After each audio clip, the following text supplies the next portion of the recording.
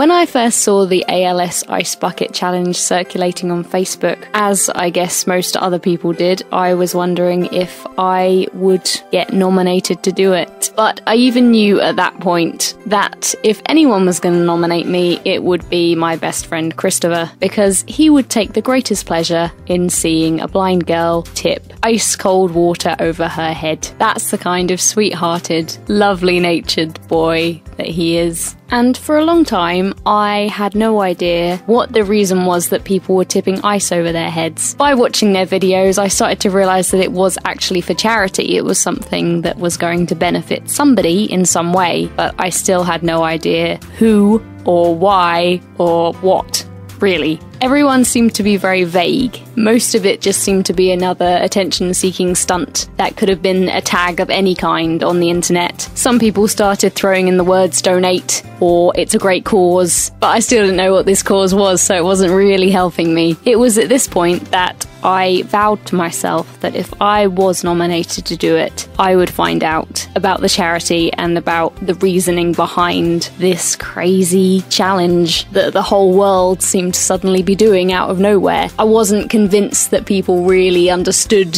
what was going on particularly. So as soon as I was nominated, I looked it up and I was actually quite shocked at what I found. For those of you who still don't know, ALS is a motor neuron disease that is passed on through genes, so you're born with it. You may not be diagnosed until later on in your life. And the scariest part about it is once you are diagnosed, most people have about 2 to 5 years to live. The median rate for survival is 39 months. So actually just over 3 years, that's a very, very short time. Basically how this starts is that your muscles just become weaker and weaker. You can't use them, you can't move your hands and your arms, and then eventually it spreads throughout your body and you can't breathe by yourself, you can't sit up, you can't speak. It's a very scary thing to imagine, and I can't really get my head around what it must be like. What I do know is what it's like to have a problem, to be born with something that sets you apart from other people and makes you look at life differently. And what I have experienced through being one of these people is that others tend to think, along with your problem or the knowledge that one day you might have a problem, you're born with a kit which helps you automatically cope with that problem. Of course, if you think about it, that isn't true at all. We're all just normal people. None of us are more equipped to cope with difficult situations more than anyone else. It's easy when you hear about a particular disease or a particular difficulty that people might face in their life, just to think of it as a medical term and not to think of it as a person who has to actually deal with that and try to get their head around that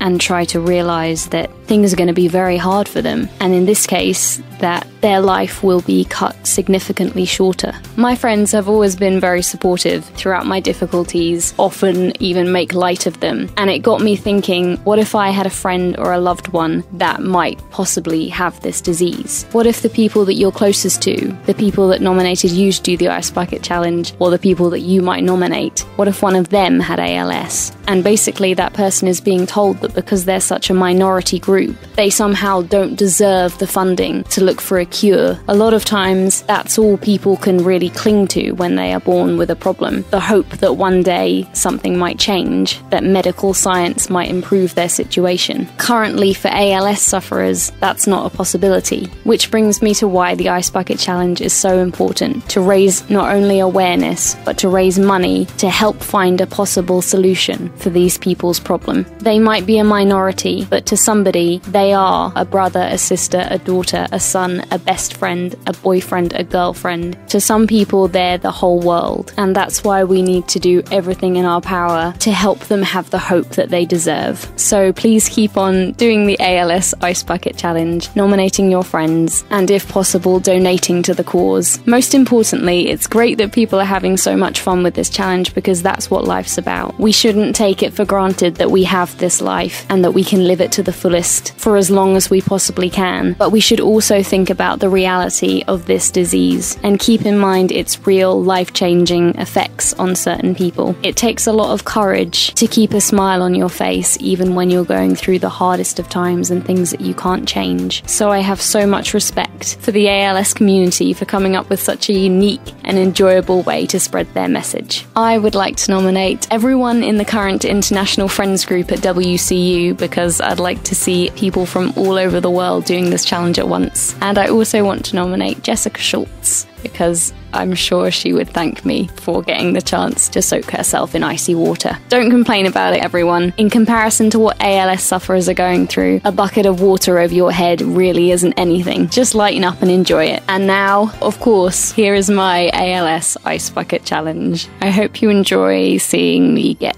wet.